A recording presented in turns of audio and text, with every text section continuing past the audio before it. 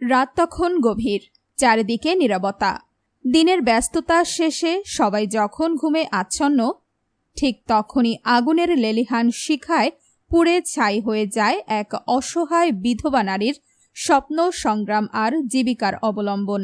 গাইবান্ধার সুন্দরগঞ্জ উপজেলার ১২ নং কঞ্চিবাড়ি ইউনিয়নের বাসিন্দা বিধবা মোসাম্মদ মমতাজ বেগমের বাড়িতে ঘটে এই অগ্নিকাণ্ডের ঘটনা।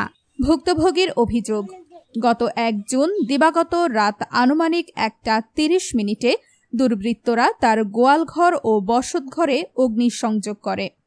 মুহূর্তের মধ্যেই আগুন ছড়িয়ে পড়ে পুরো ঘরে। আগুনে পুড়ে যায় গোয়ালঘর, বসতঘর, গরু, ছাগল সহ বিভিন্ন মূল্যবান মালামাল।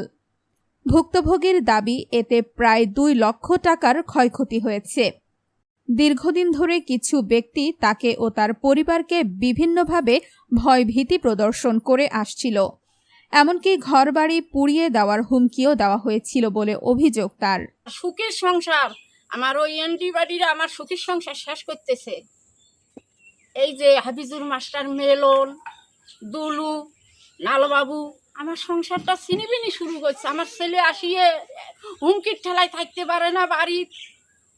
এরা আমার বাড়ি কত অত্যাচার নাগে দিছে। আমার গরু, বাছু, ছাগল, ভেড়া আমার শোক আগুন নাগে দিয়ে পুড়ি ফেলাইতেছে। তো কালকে রাতের 1টা বাজে ঘরের মধ্যে আগুন লাগাই দিছি, ঠিক আছে।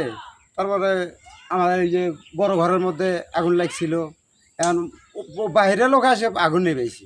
এ ঘটনায় তিনি সুন্দরগঞ্জ থানায় একটি লিখিত অভিযোগ দায়ের করেছেন। অভিযোগে কয়েকজনের নাম উল্লেখ করে ঘটনার সুষ্ঠু তদন্ত ও বিচার দাবি করেছেন তিনি।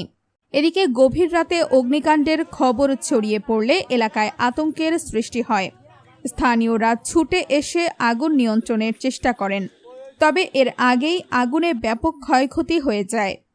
স্থানীয় বাসিন্দাদের দাবি, ঘটনার নিরপেক্ষ তদন্তের মাধ্যমে প্রকৃত সত্য উদ্ঘাটন করা হোক।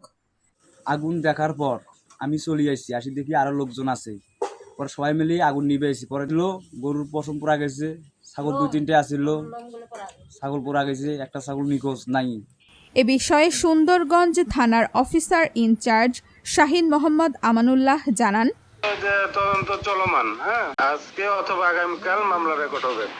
একদিকে পুড়ে যাওয়া ঘরের ধ্বংসস্তূপ, অন্যদিকে অনিশ্চিত ভবিষ্যতের শঙ্কা।